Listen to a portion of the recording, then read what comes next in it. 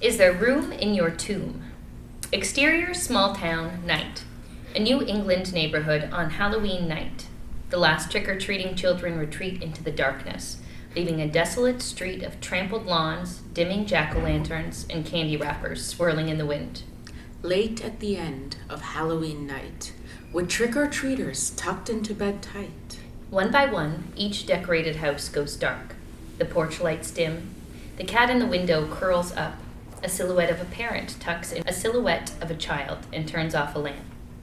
At the end of the block, a shadowy figure, hunched over, ambles towards the outskirts of town. Overhead, an owl tucks her little owls in for the night. The moon is full and bright. Somewhere in the woods, a wolf howls a yawn.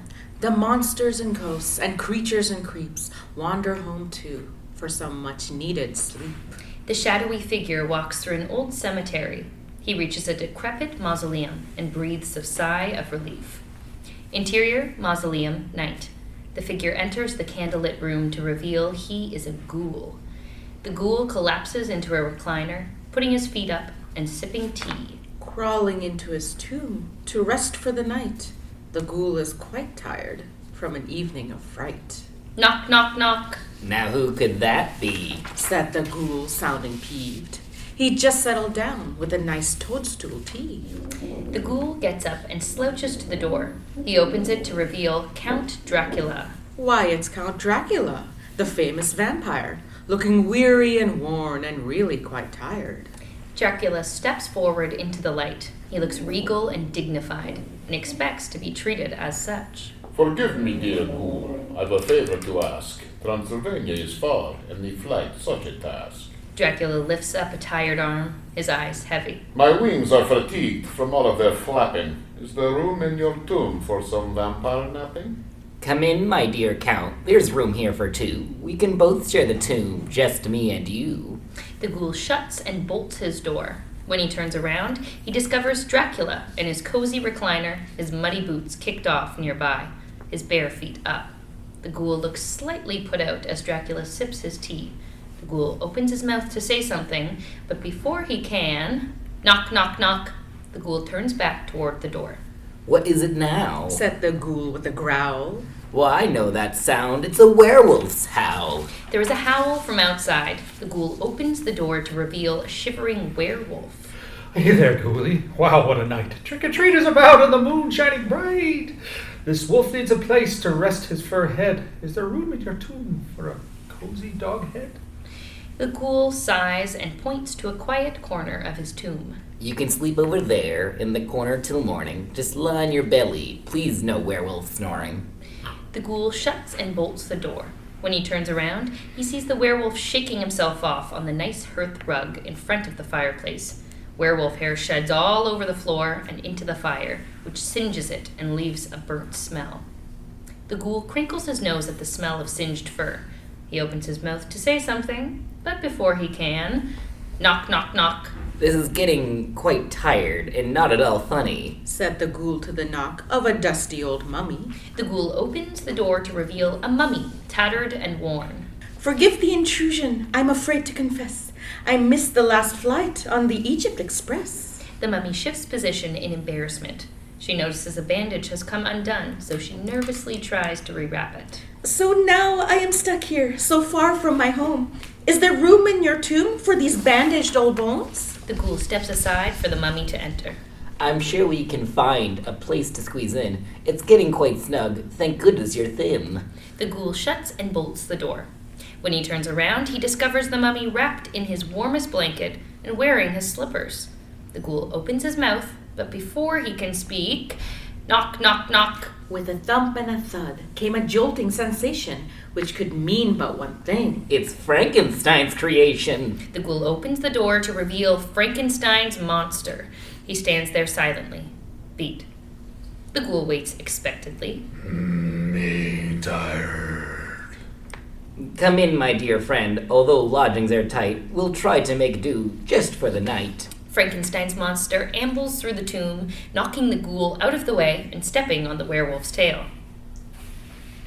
If nobody moves or breathes very deep, there's room in my tomb for all creatures to sleep. Knock, knock, knock. Who is it this time? The ghoul did protest. It's that slimy pink blob with his pink slimy mess. The door bursts open to reveal the blob. I've been blooping and slurping and blobbing all night. If I could just squeeze on in, if it isn't too tight. The blob rolls in, knocking over a stool and a broom.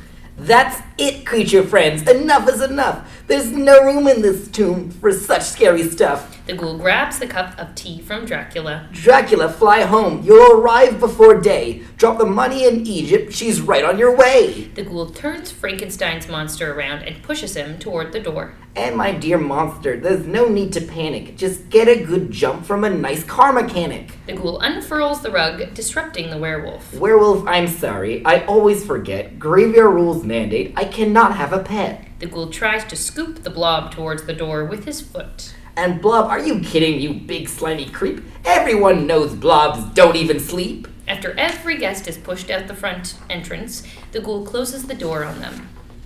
It's called bedtime for a reason. I think you should try it. And with that firm remark, his tomb was now quiet. Weary, the ghoul puts the tomb back in order, then goes to bed. The ghoul climbed in bed and turned out the light, but in his ghoul heart, something wasn't quite right. If your friends were imposing, they meant you no harm. Said a voice from the dark, which caused some alarm. The ghoul sits up in bed, covers pulled tight, unsure who is speaking. Who's there? Cried the ghoul, looking around. He eyed every corner, but no one was found. If you would have looked, then you could have seen. They just wished for some friend time on this Halloween. The ghoul searches his brain. They wanted to spend time with ghoulish old me? Said the ghoul to the air, quite curiously. That's right, Said the voice. that was always the plan. It makes perfect sense to an invisible man. The ghoul relaxes in bed and drops his cover. My old friend. Said the ghoul. I didn't know you were here. Speaking straight from the heart, so keen and so clear. The ghoul sat on the edge of his ghoulish old bed and pondered those words while rubbing his head. The ghoul springs up. Of course. Said the ghoul. I've been so severe. We see each other but one time a year. The ghoul slips on his coat and hat.